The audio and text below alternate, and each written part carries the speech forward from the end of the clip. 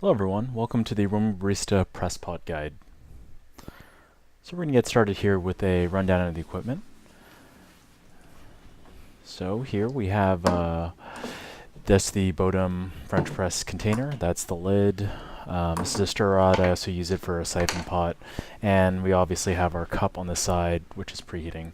So the first thing we're going to do is we're going to start by preheating the French press, and we're going to do that by just placing some hot water in the basin. I like to just mix it around a little bit, and we're just going to leave it on the side as we get everything else ready.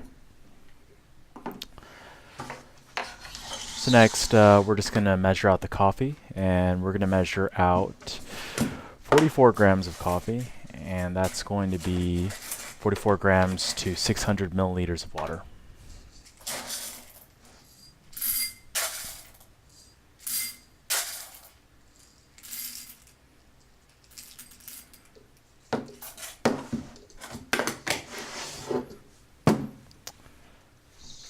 Alright, so we're going to go set our coffee aside. Hopefully don't make a huge mess like I just did. Alright. We're going to set up the timer just to get ready. And next thing we're going to do is we're going to empty out the water just to prep for the coffee being ground directly into the French press. So as for the grind we're going to use, it's going to be a coarse grind. Obviously it's going to be different for different grinders. I liken it to a kind of coarse dirt, like maybe like a potting soil type of dirt. It should feel gritty in your hand. So I'm just going to grind it directly into the French press.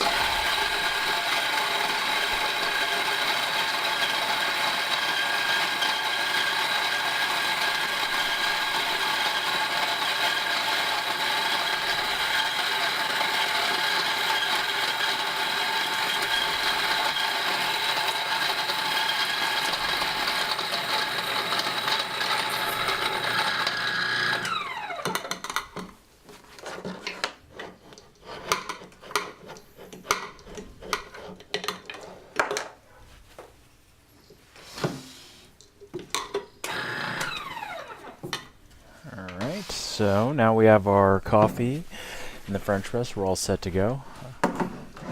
We'll have the lid on the side. We're not going to put it on until a little bit later. And we're going to start with the hot water. So you're going to want to hit the timer right when the water hits the grinds. So we can kind of see the grinds floating a bit on the top. So we're going to hit it with our stir rod right now. Just give it a quick stir to incorporate. And now we are pretty much good to go.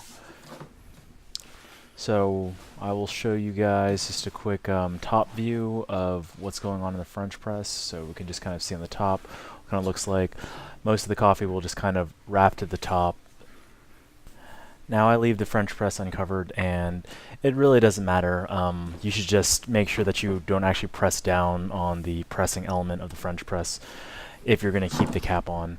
I don't really find that keeping on the cap does too much, but I do set up the cap about 30 seconds before I'm ready to press it, just to get prepared. Just an important thing, as you're letting it infuse, don't press up and down on the French press. I know that when I first started using a French press, I kind of assumed that, if there's a plunger, you might as well use it. Just press up and down, and you might get better extraction that way. But strictly speaking, just stirring and just letting it sit will do plenty for it. Just give it that 4 minutes, and then you're just going to do a straight press at the end.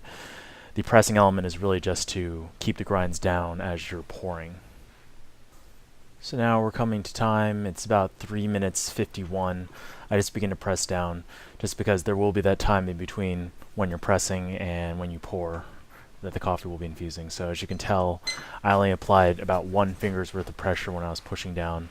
Just keep it fairly light. If you're finding that you have to use excessive pressure, that probably means the grind is a little bit too fine, or maybe you're using just a bit too much coffee. So here we're just pouring into our cup, and that'll pretty much do it for the French press. One other thing, though, is that a pretty common thing is just to leave it in the French press like this, and that often leads to over extraction just because the coffee is still sitting at the base of this French press, and the liquid down there if you're constantly pouring, it's being agitated, so there's constant infusion going on. So I generally tell people to dispense the rest of the French press into a different container. I'm just kind of using this base of a siphon pot that I also use for pour overs in this example, but you know, another French press works just as well. So that pretty much does it for this French press guide. So thanks for stopping by, guys, and enjoy.